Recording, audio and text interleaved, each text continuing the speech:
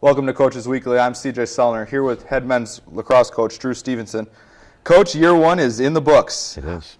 It's not the year that we expected in some aspects, but in some aspects, a lot of improvement and a lot of growth as a program in year one. Yeah, I mean, we came in, we didn't expect to win, we didn't expect to lose. Honestly, I'm looking at this year as our developmental year.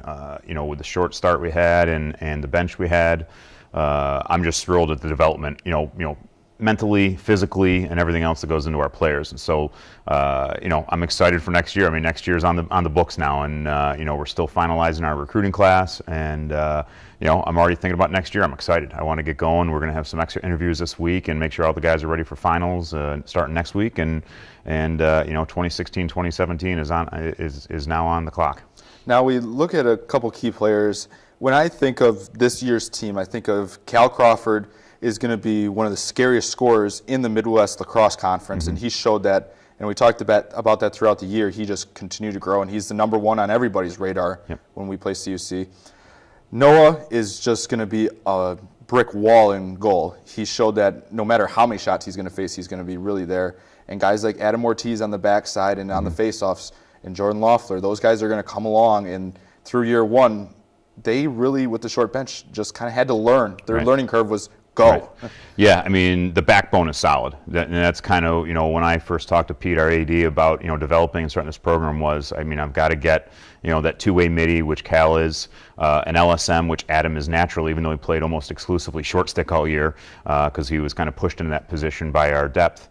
And obviously Noah in goal, and, Jordan at attack. And we've got that, that middle of the field in that backbone for our team, and our future is set. We're thrilled with what we have, and we've seen their development over the course of the last 3+ months. And so, we're excited. And now going into year two with building our depth, Adam will go almost assuredly back to full-time LSM, which is his natural position, and create a lot of havoc between the lines and create an offense and making big defensive stands. And obviously with Noah and Cal and Jordan and everyone else, bringing up, the full bench here, we've got, like I said, I'm excited. I really am pumped about year two, and I'm looking forward to middle of August, getting the new guys on campus here in a few months and getting going again.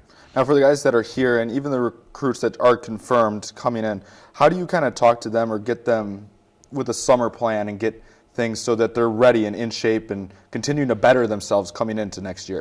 Well, I think the biggest thing is actually we're going to make sure our returning players are communicating with them. Obviously, I'm going to communicate with them in detail in regards to, hey, these are kind of your test-in expectations for our conditioning and different things like that. But we want our returning players to reach out to these guys to get them on board going, hey, this was tougher than I expected. I didn't have this privilege of a player calling me going, I'm trying to get you enthusiastic about getting out and conditioning and preparing in June and July and August before you even step foot on campus in the fall for a spring season. And the returning players know now what they need to do.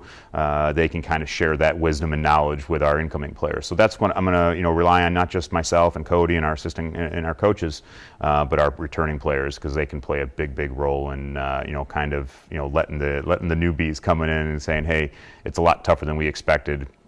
Let's take this and run with it.